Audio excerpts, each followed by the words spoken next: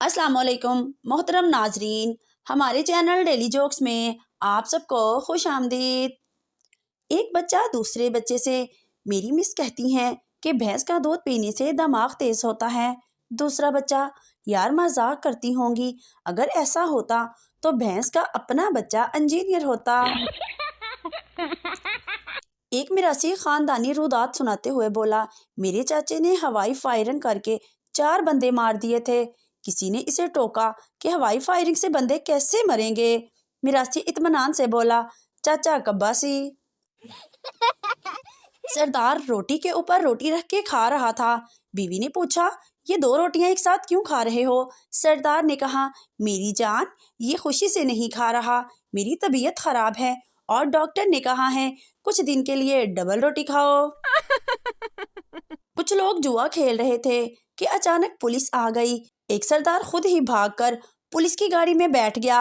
Inspector ने पूछा, तुम अपने आप क्यों बैठ गए? सरदार ने कहा, मैं पिछली बार भी पकड़ा गया था तो सीट नहीं मिली थी, खड़ा होकर जाना पड़ा था। मालिक मजदूर से, दूसरे मजदूर 12-12 ईंटें उठा कर लाते हैं और तुम सिर्फ 6 लाते हो। मजदूर ने कहा, जनाब वो सब कामचोर हैं, वो दूसरा फेरा लगाने से कतराते हैं। जब कोई आपको इनकार कर दे तो शहर की सबसे बड़ी बिल्डिंग पर चढ़ जाएं, वहां जाकर देखें शहर कितना बड़ा है, कोई और मिल जाएगा, मरण ना लग जाया करो।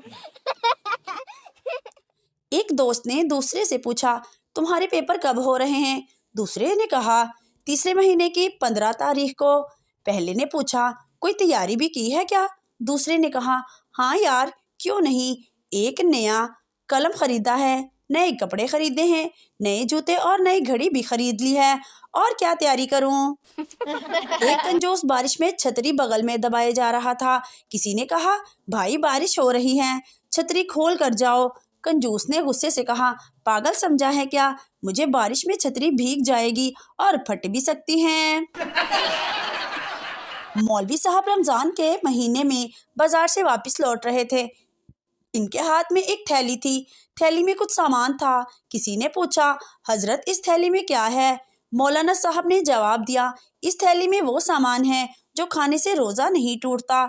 इन साहब ने पूछा, चीज़ों का इल्म आपने हमसे छुपा रखा है, ऐसी कौन सी चीज़ें हैं जो खाने से रोजा नहीं टूटता?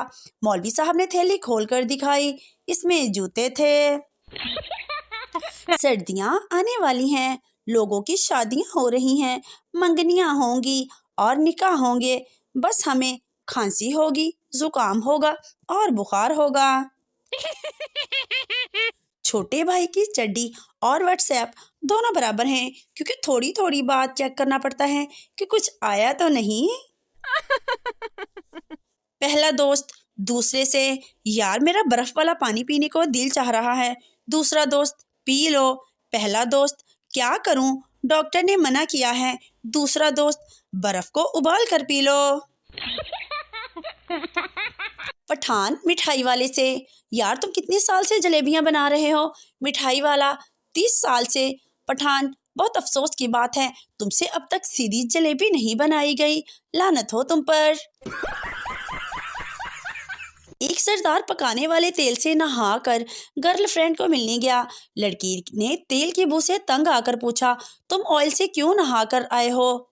सरदार, वो मैंने टीवी पर देखा है कि हर चीज मेजान में अच्छी लगती है। एक अमेरिकन औरत अपने मकान की दूसरी मंजिल की खिड़की साफ कर रही थी कि अचानक इसका पांव फिसला और वह नीचे कूड़े के ड्रम में आ गिरी और वहीं फंस गई। इतने में उधर से 2 पाकिस्तानियों का गुजर हुआ तो इसे देखकर एक ने दूसरे से कहा, यार ये अमेरिकी लोग भी कितने फजूल खर्च हैं, कूड़े में कितनी अच्छी अच्छी चीजें फेंक देते हैं। डॉक्टर साहब को समझ नहीं आ रहा था कि तन्हा आए मरीज को कैसे बताएं कि इसकी हालत नाजुक है और किसी भी वक्त कुछ भी हो सकता है। बहुत सोच कर वो बोले, अगर मोबाइल से कुछ डिलीट करना हो तो कर दीजिए।